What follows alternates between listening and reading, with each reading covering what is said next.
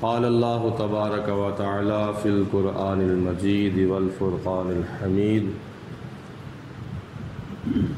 استغفر لهم او لا تستغفر لهم ان تستغفر لهم 70 مرة فلن يغفر الله لهم ذلك بأنهم كفروا بالله ورسوله واللہ لا یہدی القوم الفاسقین۔ سورۃ توبہ کی یہ آیت مبارکہ آیت نمبر 80 ہے۔ اس میں اللہ تعالیٰ کی ذات بابرکات نے حضور علیہ الصلوۃ والسلام کو اختیار دیا ہے کہ آپ منافقین کے لیے بخشش کی دعا مانگیں یا نہ مانگیں۔ اللہ فرماتا ہے کہ میں نے ان کو ہرگز نہیں بخشنا، اس لیے کہ وہ اللہ تعالیٰ کے ساتھ بھی کفر کرتے تھے اور اللہ تعالیٰ کے پیارے رسول علیہ الصلوۃ والسلام کے ساتھ بھی کفر کرتے تھے، اور اللہ تعالیٰ فاسقین کو ہدایت نہیں دیتا۔ یہ اس آیت مبارکہ کا خلاصہ ہے کہ استغفر لہم، اے میرے حبیب علیہ السلام آپ ان منافقین کے لیے بخشش کی دعا مانگیں، او لا تستغفر لہم، یا نہ ان کے لیے بخشش کی دعا مانگیں۔ ان تستغفر لہم 70 مرۃ، اگر آپ ان کے لیے 70 مرتبہ بھی بخشش کی دعا مانگیں گے، فلن یغفر اللہ لہم، تو پھر بھی اللہ تعالیٰ ان کو ہرگز نہیں بخشے گا۔ ذالک بانہم، یہ ان کی بخشش نہ کرنا اس وجہ سے ہے کافروا باللہ، کہ وہ اللہ تعالیٰ کے ساتھ بھی کفر کرتے تھے، ورسولہ، اور اس کے رسول کے ساتھ بھی کفر کرتے تھے، واللہ لا یہدی القوم الفاسقین، اور اللہ تعالیٰ فاسق قوم کو یعنی نافرمان قوم کو ہدایت نہیں دیتا۔ پہلی بات یہ ہے کہ یہ آیت مبارکہ رئیس المنافقین عبداللہ بن ابی کے متعلق نازل ہوئی ہے۔ عبداللہ بن ابی وہ کون شخص تھا؟ وہ مدینے کے سارے منافقوں کا سردار منافق تھا۔ جب حضور علیہ الصلوۃ والسلام مدینہ شریف میں تشریف نہیں لائے تھے ہجرت کر کے، تو اس سے پہلے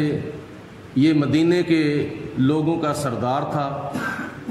اوس اور خزرج، ان دونوں قبیلوں نے اور دیگر قبیلوں نے بھی اس کو اپنا سردار مقرر کیا تھا، اور بڑی اس کی عزت ہوتی تھی اور بہت ہی اس کے ساتھ تعاون کرتے تھے ہر لحاظ سے۔ جب حضور علیہ الصلوۃ والسلام ہجرت فرما کے مدینہ شریف تشریف لے آئے تو اس کی دکانداری کے اندر کافی مندہ پڑ گیا، یعنی اس کا کاروبار بند ہونا شروع ہو گیا۔ تو اس نے خیال کیا کہ یہ سارے کے سارے نبی پاک علیہ السلام کا کلمہ پڑھتے جا رہے ہیں، میری طرف تو رہائی کوئی نہیں۔ تو اس نے منافقانہ طور پر حضور علیہ السلام کا کلمہ پڑھ لیا، اور اوپر سے کلمہ پڑھا، اور اندر اندر سے منافقوں کا ایک بہت بڑا اس نے ٹولہ تیار کر لیا۔ یعنی نبی پاک علیہ الصلوۃ والسلام کے ساتھ بھی اوپر سے رہا، اور اندر سے اپنی دکانداری کو بھی ختم نہ ہونے دیا۔ یہ اس کا کچھ مختصر تعارف ہے۔ تو اللہ تعالیٰ کی ذات بابرکات نے جب اس کا وقت لایا، یعنی جب یہ مرنے لگا، تو اس کا ایک بیٹا تھا جس کا نام تھا عبداللہ۔ اس کا اپنا نام بھی عبداللہ تھا، اس کے بیٹے کا نام بھی عبداللہ تھا۔ عبداللہ بن عبداللہ حضور علیہ الصلوۃ والسلام کی بارگاہ میں حاضر ہوئے، اور یہ یاد رکھنا کہ اس کا بیٹا حضرت عبداللہ نبی پاک علیہ السلام کا مخلص غلام تھا، اور دل اور زبان سے کلمہ پڑھتا تھا، منافق نہیں تھا، اور نبی پاک علیہ الصلوۃ والسلام کا وہ صحابی تھا۔ تو جب عبداللہ بن ابی کا وقت آیا مرنے کا، تو اس کا بیٹا حضرت عبداللہ رضی اللہ تعالی عنہ نبی پاک علیہ السلام کی بارگاہ میں حاضر ہوئے، عرض کی یا رسول اللہ صلی اللہ علیہ وسلم میرا باپ فوت ہو گیا ہے تو آپ میرے باپ کو کفن دینے کے لیے اپنا کرتا عنایت فرمائیں، اپنی قمیص، عربی کے اندر قمیص کہتے ہیں، اردو کے اندر قمیض کہا جاتا ہے، پنجابی کے اندر کرتا کہا جاتا ہے، تو اس نے کرتے کا مطالبہ کیا تو نبی کریم علیہ الصلوۃ والسلام نے اپنا کرتا اتار کے عنایت فرمایا کہ جاؤ جا کے اس کے ساتھ اپنے باپ کو کفن دو، اور اس نے جنازے کا بھی مطالبہ کیا کہ حضور علیہ الصلوۃ والسلام کی بارگاہ میں عرض کی، یا رسول اللہ میرے باپ کا آپ جنازہ بھی پڑھائیں، تو حضور علیہ الصلوۃ والسلام نے ہاں کر لی، کیونکہ نبی پاک علیہ الصلوۃ والسلام کا جنازے کے لیے ہاں کرنا اور کرتا دینا یہ آپ کی شان رحمت للعالمینی کا ظہور ہے۔ اور ایک بات یہ بھی یاد رکھیں کہ تاحال یعنی یہ آیت مبارکہ نازل ہونے تک اللہ تعالیٰ نے منافقوں کے حق میں بخشش کی دعا مانگنے سے نبی پاک علیہ السلام کو منع نہیں کیا تھا، ابھی تک اختیار دیا تھا کہ آپ ان کے لیے بخشش کی دعا مانگیں یا نہ مانگیں، یہ آپ کا اختیار ہے، لیکن میں نے ان کو نہیں بخشنا، کیونکہ وہ آپ کے ساتھ مخلص نہیں تھے، اوپر سے کلمہ پڑھتے تھے، اندر سے آپ کا انکار کرتے تھے، آپ کا انکار کر کے کفر کا ارتکاب کرتے تھے۔ منع نہیں کیا تھا لیکن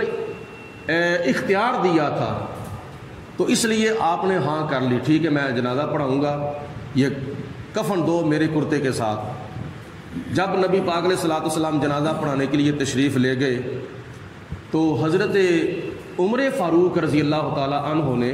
نبی پاک علیہ السلام کا دامن پکڑ لیا، یا رسول اللہ وہ تو منافق ہے، وہ آپ کا اپنے دل سے انکار کرتا تھا، زبان سے کلمہ صرف پڑھتا تھا، اندر سے تو آپ کا منکر تھا۔ تو حضور علیہ الصلوۃ والسلام نے ارشاد فرمایا کہ اللہ پاک کی ذات بابرکات نے مجھے اختیار دیا ہے اس کے لیے بخشش مانگنا۔ اور جناب فاروق اعظم رضی اللہ تعالیٰ عنہ ایک جلالی صحابی تھے، حضرت موسیٰ علیہ الصلوۃ والسلام کے ساتھ آپ کی عادت ملتی تھی، حضرت موسیٰ علیہ الصلوۃ والسلام کے ساتھ آپ کی عادت ملتی تھی۔ اندر سے بند کرو گے تو ہوگا نا۔ تو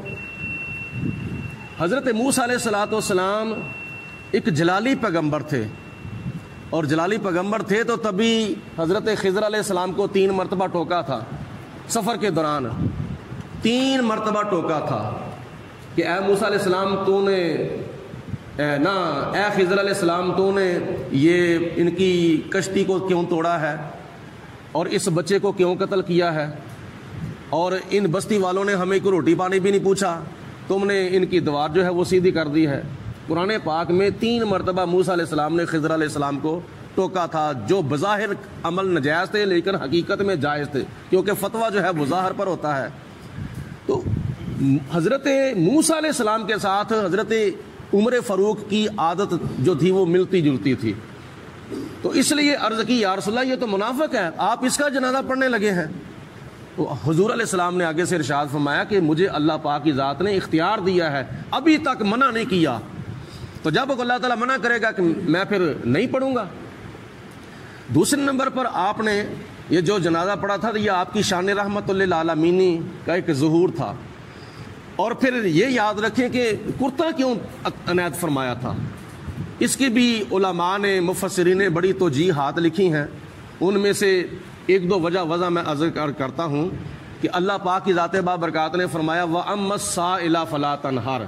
اے میرے محبوب آپ کے در پہ کوئی سوالی آ جائے تو آپ نے ان کو جھڑکنا نہیں ہے۔ تو جب حضور علیہ السلام سے کوئی چیز مانگی جاتی تھی، اگر حضور کے پاس ہوتی تھی تو آپ نہ نہیں فرماتے تھے۔ ایک وجہ یہ بھی ہے کہ جنگ بدر کے موقع پر جب قیدیوں کو حضور علیہ السلام کی بارگاہ میں پیش کیا گیا تو ان قیدیوں کے اندر حضور علیہ السلام کے چچا حضرت عباس رضی اللہ تعالی عنہ بھی موجود تھے، جو ابھی تک مسلمان نہیں ہوئے تھے۔ تو جب حضور علیہ السلام کا علم غیب دیکھا تو وہ پھر مسلمان ہو گئے تھے، اور اس وقت آپ کے چچا حضرت عباس کے جسم کے اوپر کرتا نہیں تھا، اس کی کمر جو تھی وہ ننگی تھی۔ تو حضور علیہ الصلوۃ والسلام نے فرمایا کہ میرے چاچے کو کوئی ہے قمیص پہنانے والا، کوئی کرتا پہنانے والا؟ اس وقت کیونکہ آپ کا جو قد تھا وہ بلند تھا، کسی کی قمیص پوری نہیں آتی تھی،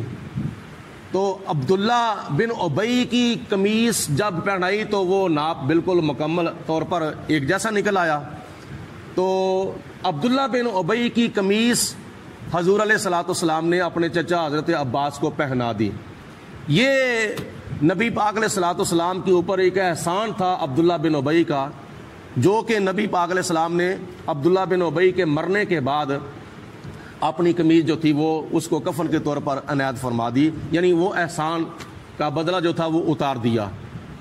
تو اس کے علاوہ ایک اور وجہ بھی ہے، عمرہ حدیبیہ کے موقع پر جب کہ مشرکین مکہ نے نبی پاک علیہ الصلوۃ والسلام کو اور صحابہ اکرام کو خانہ کعبے میں آ کر عمرہ ادا کرنے سے روک دیا تھا، تو اس وقت عبداللہ بن ابی کو مشرکین مکہ نے کہا تھا کہ تم عمرہ کر سکتے ہو، تو اس نے کہا تھا کہ جب حضور علیہ السلام نے نہیں کیا تو پھر میں بھی نہیں کرنا چاہتا۔ تو یہ بھی ایک وجہ تھی، اس وجہ سے حضور علیہ السلام نے عبداللہ بن ابی کو اپنی قمیص اور اپنا کرتا جو تھا وہ کفن کے طور پر عنایت فرمایا تھا۔ تو جناب حبیبی کی بریہ علیہ الصلوۃ والسلام کی اس کے لیے بخشش کی دعا مانگنا، جنازہ پڑھنا، اس میں اور بھی کافی حکمتیں ہیں۔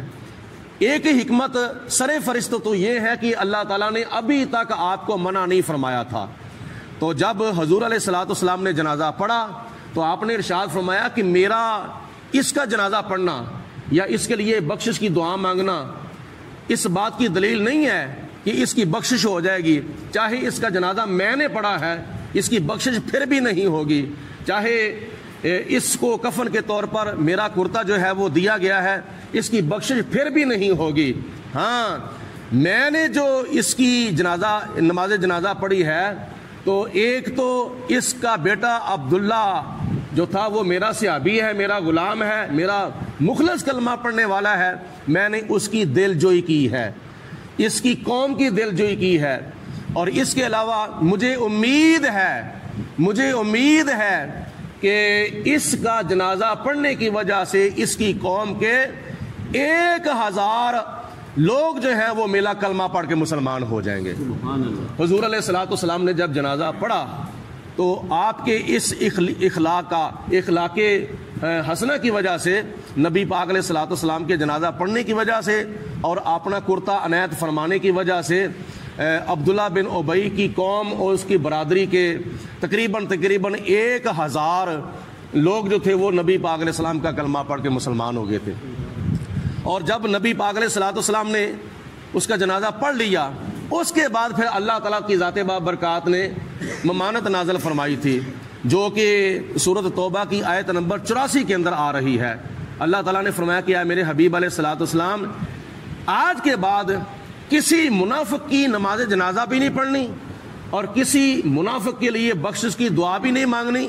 کوئی منافق مر جائے تو اس کی قبر کے اوپر بھی آپ نے نہیں کھڑا ہونا۔